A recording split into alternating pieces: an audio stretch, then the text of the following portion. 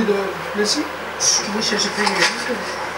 Il était question aussi, bon, quand on parle de l'utilisation des infrastructures, mon collègue, le député d'Ungava, en a fait référence où on voulait que, bon, plusieurs utilisateurs puissent disposer des infrastructures, mais il y avait aussi que les infrastructures majoritairement utilisées par une entreprise ou projet privé ayant reçu une contribution du Fonds du Plan Nord fassent l'objet d'un partage de coûts. Et malheureusement, cet amendement avait été battu par le gouvernement. Et pour nous, c'est extrêmement important. S'il y a une contribution financière qui vient du Fonds du Plan Nord pour, exemple, la construction d'un chemin de fer qui pourrait servir aux minières, mais qu'on puisse en partager les coûts comme on l'a fait. Bon, on a pris des parts participatives, je pense à 37 dans Stornoway pour la route des Mautiches. On a dit on a contribué pour la route, puis on prend des parts participatives dans Stornoway, mais ça pourrait être d'autres façons de faire si on devait construire un chemin de fer. J'ai mis un commentaire là-dessus. On passe un peu de temps là-dessus parce que nous autres, on l'avait rejeté, puis je me souviens très bien pourquoi on l'avait rejeté. Je vais laisser la députée de Duplessis, peut-être ses collègues, repréciser. Peut-être qu'il y a quelque chose qu'on n'a pas bien compris parce que sur le coup, on a eu des longues conversations là-dessus. Puis je me souviens, j'essaie de voir c'était quel article exactement. C'était le numéro d'article qui correspond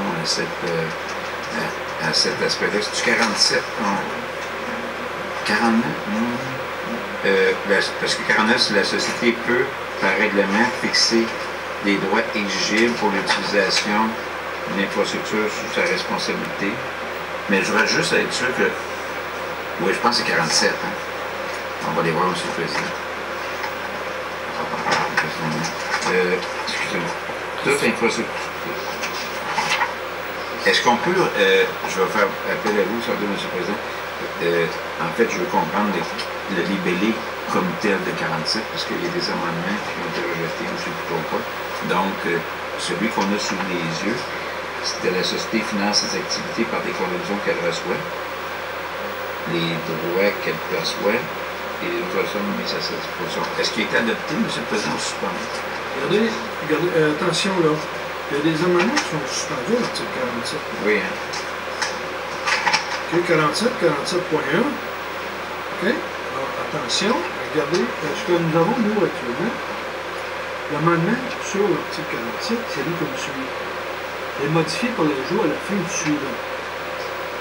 La société doit obtenir une contribution en compensation du financement de l'infrastructure ou de tout avantage donné à un projet minier. Cette contribution tient compte des prises de participation octroyées au gouvernement par l'intéressé.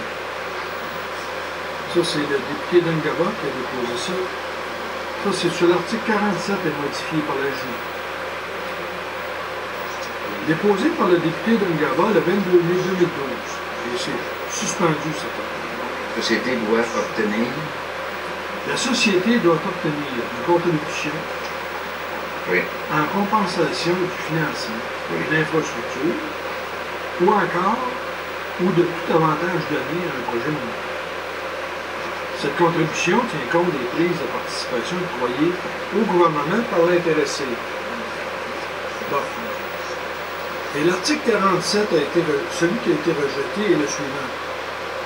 Le projet de loi 27 est modifié par le jour à la fin de l'article 47 des alinéas suivants. Le premier alinéa, c'est toute infrastructure majoritairement utilisée par une ou des entreprises privées et dont la conception ou la réalisation fait l'objet d'une contribution autorisée à partir du Fonds du Plan Nord, va faire l'objet d'un partage des coûts.